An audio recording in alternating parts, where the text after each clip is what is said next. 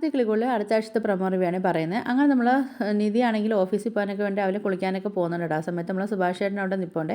അങ്ങനെ സുഭാഷ് ചേട്ടൻ ചോദിക്കുന്നുണ്ട്, മോളെ എന്താ ഇന്ന് ഓഫീസിൽ പോകണമെന്നൊക്കെ ചോദിക്കുമ്പോൾ ആ സുഭാഷ് ചേട്ടാ 2 ദിവസം ആയില്ലേ പോയിട്ട്, 2 ദിവസം കൊണ്ട് നമ്മൾ യാത്രയൊക്കെ ആയിരുന്നു, നല്ല രസമായിരുന്നു യാത്രയെന്നൊക്കെ പറയുന്നുണ്ട്. അപ്പോൾ ഇത് കേട്ട് നമ്മൾ സുധീഷ് ആണെങ്കിൽ അങ്ങോട്ട് വരുന്നുണ്ട്. അപ്പോൾ സുധീഷ് പറയുന്നത് എന്നാൽ പിന്നെ ലീവ് എടുത്തോ, നമുക്കാണെങ്കിൽ എങ്ങോട്ടെങ്കിലുമൊക്കെ പോകാമെന്ന് പറയുന്നുണ്ട്. അപ്പം നിധി പറയുന്നത് അയ്യോ ഇനി ഒരു 6 മാസത്തേക്ക് ഓഫീസിൽ നിന്ന് ലീവ് കിട്ടത്തില്ല എന്നൊക്കെ പറയുന്നുണ്ട്.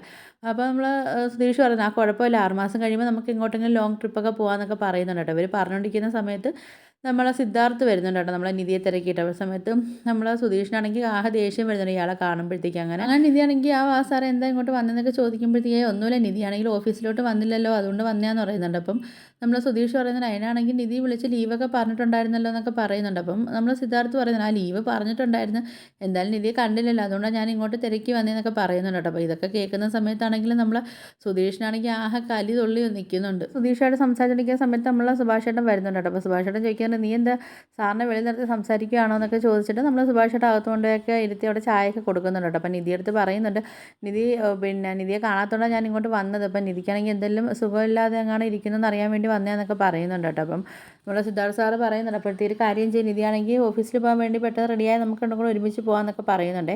ആ സമയത്ത് നമ്മൾ സുധീഷ് പറയുന്നത് വേണ്ട ഞാനാണെങ്കിൽ കൊണ്ടാക്കിക്കോളാം എന്നൊക്കെ പറയുന്നുണ്ട്. അങ്ങനെ നമ്മൾ സുധീഷ് എങ്ങനെയെങ്കിലുമൊക്കെ ഒന്നിത്തള്ളി നമ്മൾ സിദ്ധാർത്ഥിനെ പറഞ്ഞു വിടുകയൊക്കെ ചെയ്യുന്നുണ്ട്. ആണെങ്കിൽ നമ്മൾ സിദ്ധാർത്ഥ് പോകുന്നതിൻ്റെ പിറകെ പോകുന്നുണ്ട് കേട്ടോ. എന്നിട്ട് പറയുന്നുണ്ട് എന്തായാലും ഞാനാണെങ്കിൽ നിധിയുടെ ഭർത്താവാണെന്ന് പറയട്ടെ എന്നൊക്കെ ഇങ്ങനെ ചിന്തിച്ച് അങ്ങനെ പോകുന്ന സമയത്ത് നമ്മൾ നിധി പിറക്കാണ്ട് ചോദിക്കുന്നുണ്ട് എന്തേ സിദ്ധാർത്ഥ് സാർ ഇതായിരിക്കും പോയില്ലേ എന്നൊക്കെ ചോദിക്കുന്നുണ്ട് കേട്ടോ. അങ്ങനെ പിന്നെ നമ്മൾ നിധിയാണെങ്കിൽ യാത്രയൊക്കെ പറഞ്ഞൊക്കെ നമ്മൾ സിദ്ധാർത്ഥിനെ വിടുകയൊക്കെ ചെയ്യുന്നുണ്ട്. പിന്നെ ആണെങ്കിൽ നമ്മൾ നിധിയും നമ്മൾ നികേഷൊക്കെ ആണെങ്കിൽ പോകുന്നുണ്ട് കേട്ടോ. നികേഷ് കോളേജിലൊക്കെ പോകാൻ വേണ്ടിയും നിധി ഓഫീസിൽ പോകാൻ വേണ്ടി പോകുന്ന സമയത്ത് നമ്മൾ സുധീഷാണെങ്കിലും അവരെ കൂടെ പോകുന്നുണ്ട് കേട്ടോ. ഇനിയിപ്പം അവിടെ എവിടെയെങ്കിലും സിദ്ധാർത്ഥ് നിൽക്കുമോ എന്നുള്ളൊരു ടെൻഷനും കാര്യങ്ങളൊക്കെ കൊണ്ട് നമ്മൾ സുധീഷും കൂടെ പോകുന്നുണ്ട് കേട്ടോ. അങ്ങനെ പോകുന്ന സമയത്താണെങ്കിലും നമ്മൾ നികേഷ് ആണെങ്കിൽ ഇങ്ങനെ ബസ് സ്റ്റോപ്പിൽ പോയി നിന്നിട്ടാണെങ്കിൽ ഇങ്ങനെ നോക്കുന്നു, ഗായത്രി വരുന്നതെന്നൊക്കെ നോക്കുന്നുണ്ട് കേട്ടോ. അപ്പോഴത്തേക്കാണെങ്കിൽ ഗായത്രി അങ്ങോട്ട് വരുന്നുണ്ട്. അത് കാണുന്ന സമയത്ത് നമ്മൾ നികേഷാണെങ്കിൽ ഭയങ്കര സന്തോഷമൊക്കെ ആവുന്നത്.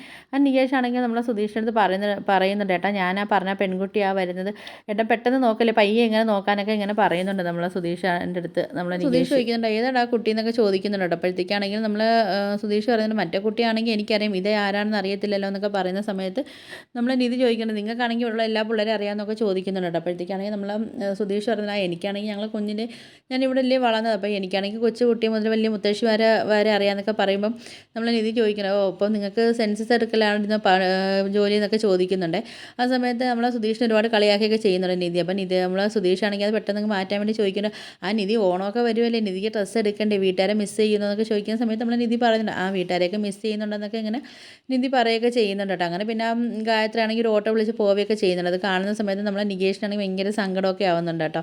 പക്ഷേ നമ്മൾ ഗായത്രി ആണെങ്കിൽ പുറത്തോട്ട് പോകുന്ന സമയത്ത് തന്നെ ആ ഓട്ടോയിൽ കയറിയിട്ട് നമ്മൾ തലയൊക്കെ ഇട്ട് നമ്മൾ നികേഷിനെ ഇങ്ങനെ നോക്കുന്നുണ്ട്. അത് കാണുമ്പോൾ നമ്മൾ നികേഷിനൊരു സന്തോഷമൊക്കെ ആവുന്നുണ്ട്. അങ്ങനെ നമ്മൾ സുധീഷാണെങ്കിൽ നികേഷിനെ കളിയാക്കിയൊക്കെ ചെയ്യുന്നുണ്ട് കേട്ടോ. പിന്നെ ആണെങ്കിൽ നമ്മൾ സുഭാഷ് ചേട്ടനാണെങ്കിൽ ഇങ്ങനെ ജോലിക്ക് പോകാൻ വേണ്ടി പോകുന്ന സമയത്ത് നമ്മളെ നീതു വരുന്നുണ്ട്. വന്നിട്ട് പറയുന്നുണ്ട് സുഭാഷ് ചേട്ടന് എങ്ങനെയെങ്കിലും പെട്ടെന്നൊരു കല്യാണം കഴിക്കുമോ, കാര്യം ഹരീഷാണെങ്കിൽ എൻ്റെ അടുത്ത് പറയുന്നതെന്ന് പറഞ്ഞാൽ സുഭാഷ് ചേട്ടൻ കല്യാണം കഴിക്കാതെ ഹരീഷ് എന്നെ കല്യാണം കഴിക്കത്തില്ലെന്നാണ് പറയുന്നത് എന്നൊക്കെ പറയുന്നുണ്ട്.